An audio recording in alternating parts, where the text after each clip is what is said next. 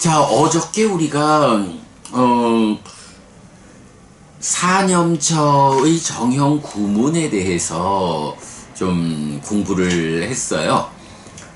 그래서 뭐 신수신법 사념처인데 그게 원판이라는 개념으로 볼 때 신념처는 9개의 원판으로 구성된 각각의 소분류 9개, 수념처와 신념처는 하나의 원판으로 구성된 소분류 없는 원판, 그리고 법념처는 5개의 원판으로 구성된 소분류. 그 가운데 단수 복수의 차이가 있어서 신념처와 신념처는 그대로 하나의 원판 자체인데, 수념처와 법념처는 복수로 나타난다. 그래서 수념처는 3개의 조각으로 구성된 하나의 원판 이렇게 되고, 법념처는 5개, 6개, 그러니까 5개, 5개, 6개, 7개, 4개 요런 조각으로 구성되어 있는 원판 5개, 요런 식으로 우리가 이해를 했죠. 그러면서 이제 그 정형 구문이 몸에서 몸을 이어보면서 머문다.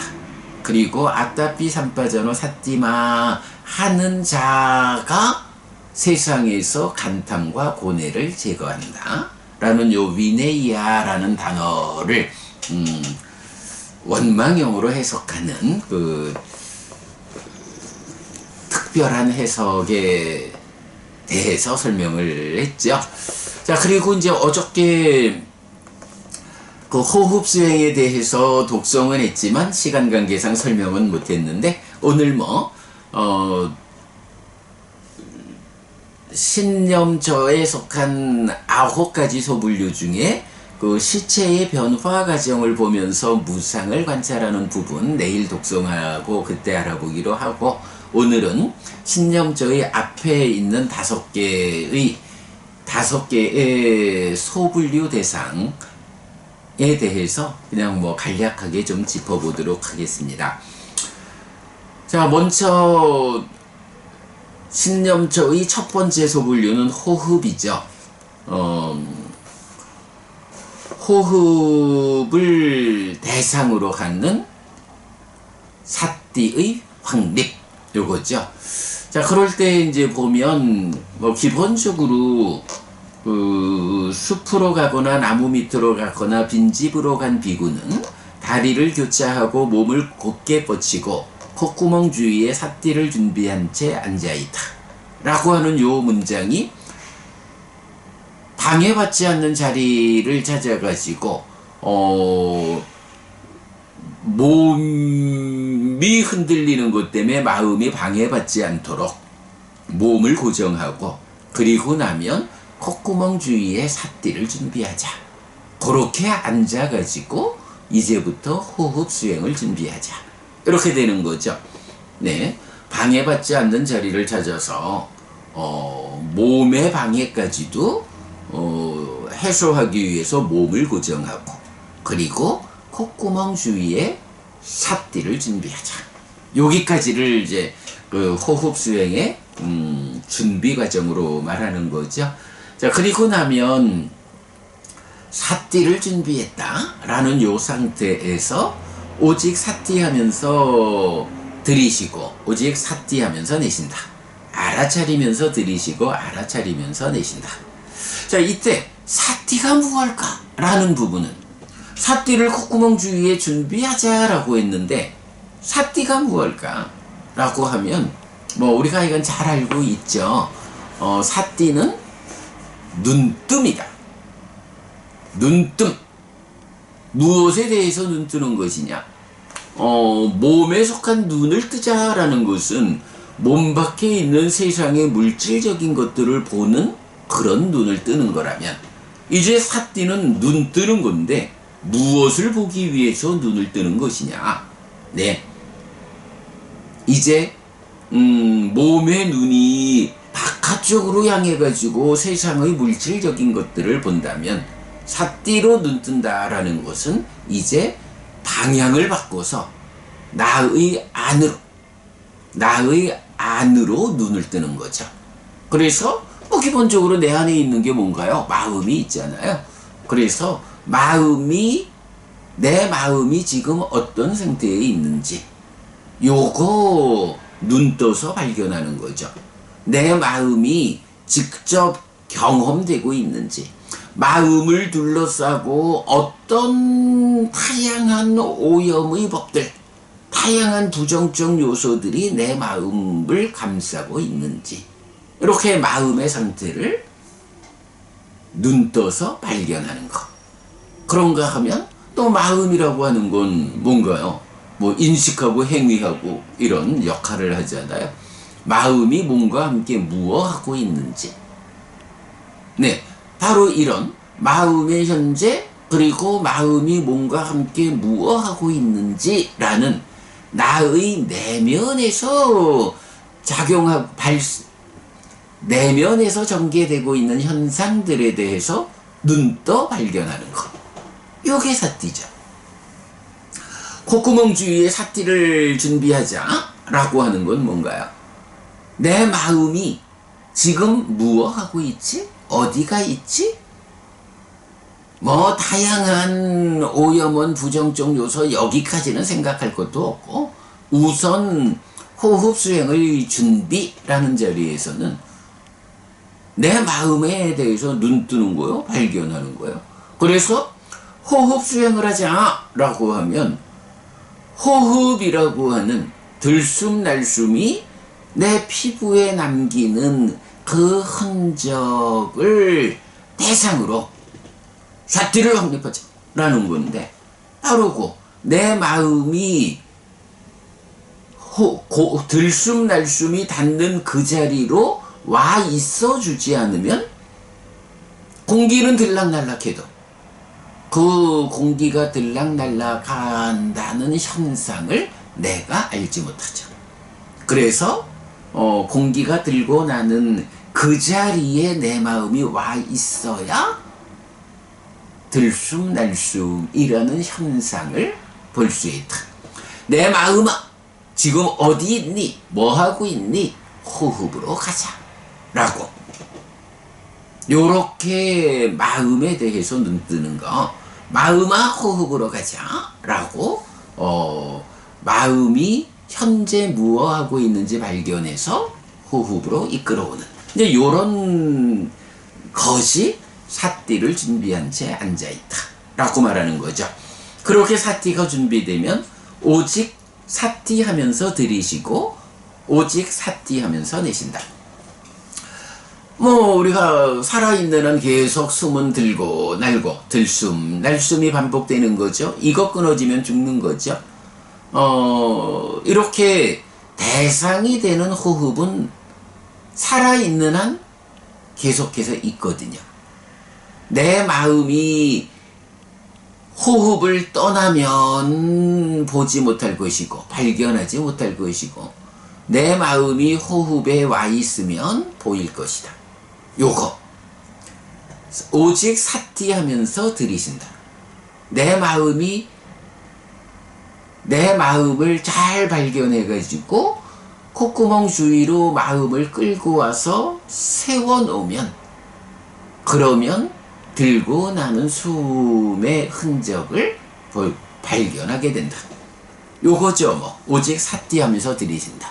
내 마음이 딴 데가 있지 않고 콧구멍 주위로 와서 들숨 날숨이 남기는 그 느낌들, 그 흔적을 보게 하는 것. 오직 사띠 하면서 들이쉬고 사띠 하면서 내쉰다. 그렇게 마음이 일단 호흡에 딱 묶여주면, 그렇게 묶여주는 것을 이제 경에서는 밖으로 흩어지지 않는다 이렇게 표현하죠. 자, 그리고 나면 이제 그때부터는 이제 호흡을 붙잡았으니까 내 마음의 눈에 호흡이 보이니까 그때부터는 길게 들이쉴 때는 길게 들이신다고, 길게 내쉴 때는 길게 내쉰다고 분명히 한다. 짧게 들이쉴 때는 짧게 들이신다고, 짧게 내쉴 때는 짧게 내쉰다고 분명히 한다. 요 부분이 이제 뒤에서 보면 예를 들면 숙련된 선방공이나 선방공의 제자가 길게 끌면서 나는 길게 끈다. 짧게 끌면서 나는 짧게 끈다. 요거 분명히 한다. 이럴 때 선반공이 선반을 돌리면서 내 관심이 선반을 내가 지금 길게 돌리고 있나 짧게 돌리고 있나 요쪽으로 가 있으면 선반을 돌려가면서 정작 해야 하는 무언가를 필요한 모양으로 깎는 일을 못하죠. 사실은 선반공이 해야 하는 일은 선반을 돌려가면서 내가 필요한 물건을 잘 깎아내기 위해서 나는 선반으로 필요한 것을 깎아내는 요기에 집중되어 있어야 하잖아요. 그리고 그러면서도 손으로는 선반을 돌려가면서 정확히 맞춰가면서 이럴 때 선반공이나 선반공의 제자는 나는 길게 끈다 짧게 끈다라고 자기가 보지 않고 내 눈은 여기가 있는데 여기서 돌리고 있는 것을 안다고요. 이거 어떻게 하는 거죠? 예. 내 눈은 깎아야 하는 그 자리에가 있는데 내 안에서 그러니까 바깥쪽 몸의 눈은 깎아야 되는 부품의 자리에가 있고 이제 마음의 눈은 돌리고 있는 거기를 보고 있다고요. 그때 마음의 눈이 뭔가요? 사띠죠. 사띠가 안으로 내 마음이 뭔가 함께 지금 선반을 돌리고 있구나. 선반을 지금 정확히 눈은 여기가 있으면서 사띠가 마음의 눈이 보면서 선반을 돌려서 정확히 깎죠. 요렇게 비유를 하면서 사띠 하면서 들이쉬고 내쉬면서 그 상황을 분명히 안다 라고 말하죠. 그럼 이렇게 분명히 아는 하나의 상태를 유지하면서 거기에 이어가지고 3번 4번 해서 온몸을 경험하면서 내쉴 것이다. 들이쉴 것이다. 그리고 신행을 진정시키면서 들이쉬고 내쉴 것이다. 이렇게 해서 보고 있으면서 한면으로는 또 일을 해요. 호흡을 보고 있으면서 한면으로는 내가 이 호흡의 전체를 보아야겠다. 그리고 이 호흡을 진정시켜야겠다. 보고 있으면서 일을 해요. 요런 선방공이 현장을 보고 있으면서 일을 하는 것을 알고 하듯이 보고 있으면서 일을 하는 거예요. 양쪽을 아는 거예요. 요렇게 그 호흡 수행의 출발 자리를 말해주고 있죠. 요 선방공의 비유를 통해 가지고 보면서 돌리는 것을 알고 하듯이 호흡을 보고 있으면서 그 호흡과 관련한 나의 어떤 마음의 행위가 진행되는 요런 측면으로 호흡 수행을 말하고 있다. 요거 먼저 나중에 그 입술식량경에서 좀 더 자세히 살펴보기로 하고요. 후렴에 대해서는 제 생각에는 조금 더 좀 살펴볼 게 있어서 내일도 그 시체의 변화 과정을 살펴보는 거로 하고 월요일날 후렴 부분은 짚어보도록 하겠습니다. 자, 그 다음에 이제 신점조의 두 번째 소분류 대상은 뭔가요? 가면서 간다고 분명히 알고, 서 있으면서 서 있다고, 앉아 있으면서 앉아 있다고, 누워 있으면서 누워 있다고. 요거 뭔가요? 보통 행주자화라고 말하는 거죠. 그래서 내 몸이 지금 가고 있는지, 서 있는지, 앉아 있는지, 누워 있는지, 또는 몸이 어떤 자세를 취하든지, 뭐 요가를 하는 자세든지, 뭐 어떤 자세를 취하든 지금 내 몸이 요런 상태에 있다 라고 분명히 한다 라고 마음이 지금 내 몸의 상태가 어떠한지에 집중되는 이제 요렇게 이제 두 번째 그 대상을 말하고요. 자, 그런가 하면 이제 세 번째는 요게 보면 이제 비쿠 아비칸테 빠티칸테 삼파자나 까리 호디라고 해서 삼파자나 까리 요거 정지를 행하는 자 요런 말이죠. 이때 정지 삼파자나 뭔가요? 예, 바른 암 이래서 옳고 그름의 판단이죠. 옳고 그름의 판단과 행하는 자가 함께해서 옳고 그름을 판단하면서 행위하는 요렇게 말하는 거죠. 그래서 앞으로 나아갈 때도 또는 뒤로 물러날 때도 지금 나의 행위가 반듯하게 잘 행위하고 있느냐 옳고 그름을 판단하면서 행한다. 보통 출가자가 위의를 갖추어 행위하는 요런 거, 수행자라면 출제가를 막론하고 잘 정돈된 몸의 행위, 앞으로 나아갈 때도 이러면서 가지 않고 반듯하게 가고 뒤로 물러날 때도 허둥대지 않고 반듯하게 가고 나의 지금 행위는 잘하고 있는가 옳고 그름을 판단하면서 행한다 라는 거죠. 그래서 나아갈 때도 물러날 때도 앞을 볼 때도 돌아볼 때도 구부릴 때도 펼 때도 또 대가사와 바로와 가사를 지닐 때도 먹을 때도 마실 때도 씹을 때도 맛볼 때도 또 똥과 오줌을 눌 때도 이렇게 옳고 그름을 판단하면서 행하죠. 그리고 갈 때도 설 때도 앉을 때도 중요한 거 잠잘 때도 깨어 있을 때도 말할 때도 침묵할 때도 옳고 그름을 판단하면서 행한다. 요 잠잘 때도 라고 저는 번역하고 있는데 요거를 또 번역자에 따라서는 잠들 때도 라고 번역하는 경우도 있죠. 그런데 요거는 잠들 때도 라고 번역하면 깨어날 때도 이렇게 번역을 해야 될 거예요. 그런데 깨어 있을 때로 번역을 보통 하죠. 그러니까 이거는 잠잘 때 깨어 있을 때,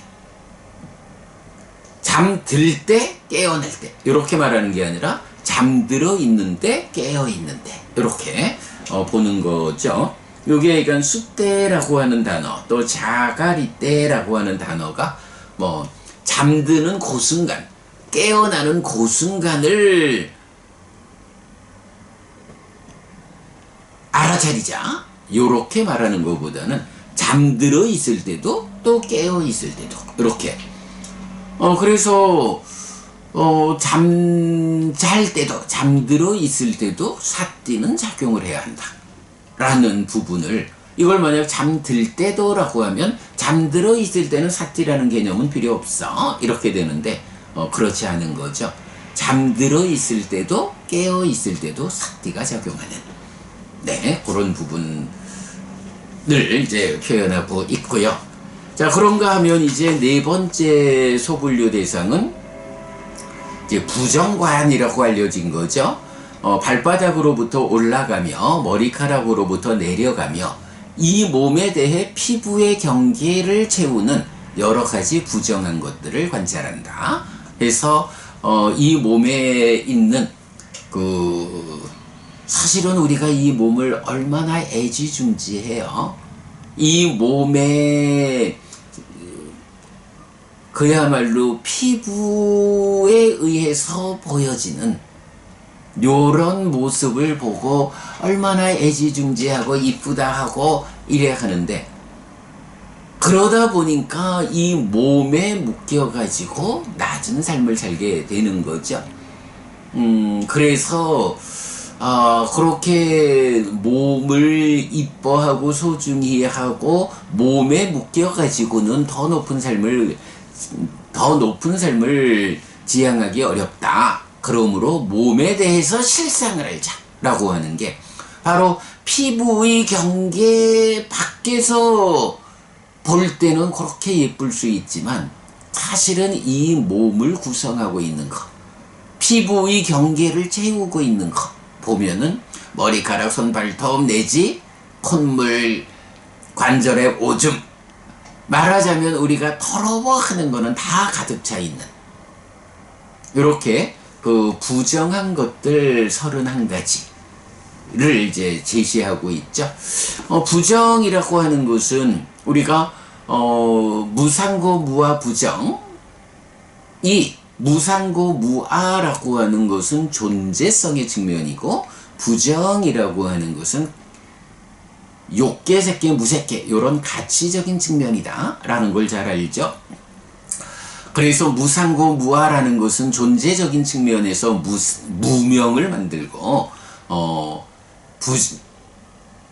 그러니까 반대 상락아라는 것은 그 전도됨에 의해서 존재적인 측면에서의 무명을 만들고, 정이라고 하는 것은 그 전도된 측면에서 가치 측면에서 탐을 만드는, 무상고 무아는 무명이 버려지고 명이 생겨나게 작용하고, 부정은 탐이 버려지고 무탐이 되게끔 작용하는 이런 거죠. 그래서 부정관이라는 것은 탐을 해소하는 것이다, 이렇게 되고요. 그 다음에 이제 5번째로 나오는 게 이 몸을 노인대로 자세를 취한 대로 요소별로 관찰한다 해서, 이 몸에는 땅의 요소, 물의 요소, 불의 요소, 바람의 요소가 있다 라고 해서, 몸이라는 것이 물질이죠. 그럼 물질이 무엇냐라고 하면 지수화풍 4대, 그리고 4대가 결합한 것, 이렇게 되어 있잖아요. 4대와 4대 조색.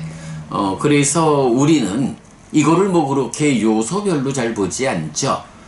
지수화풍 4대가 공간과 함께 해서 결합된 것을 놓고 현상적인 것을 판단하게 되는데, 이제 그랬을 때 그것 때문에 우리가 좋아하고 뭐 이런 문제를, 집착에 의한 문제를 일으키죠.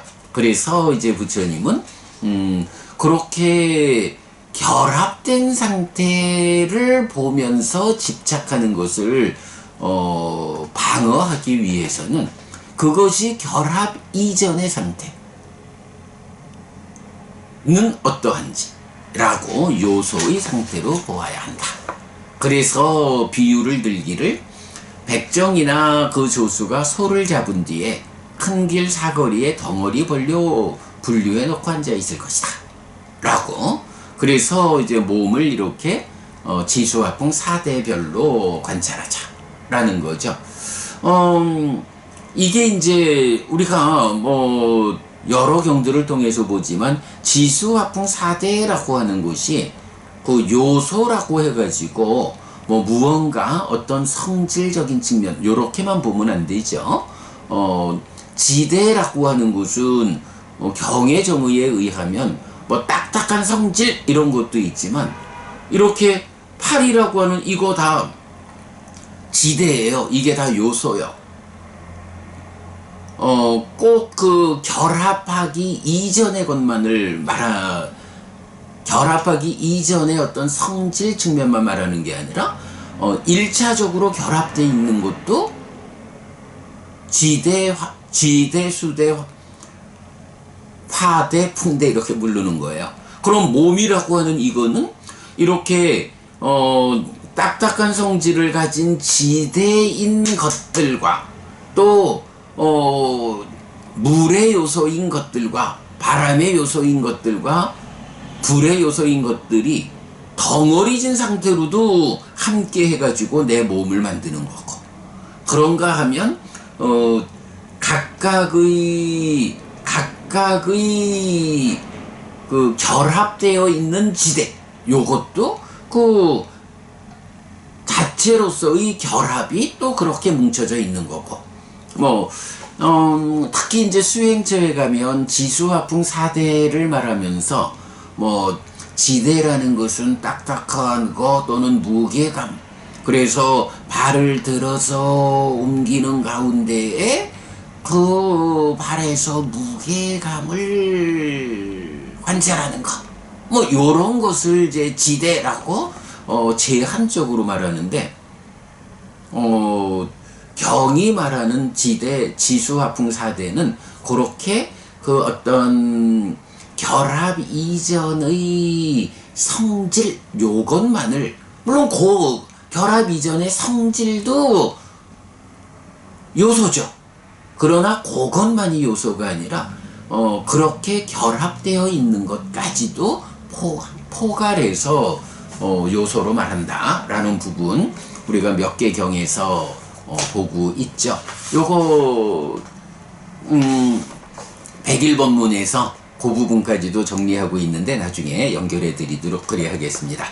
자, 오늘은 이렇게 그 신념절을 구성하는 9가지 소분류 중에 앞에 있는 5가지 소분류 대상을 그냥 개략적으로 좀 소개만 했고요.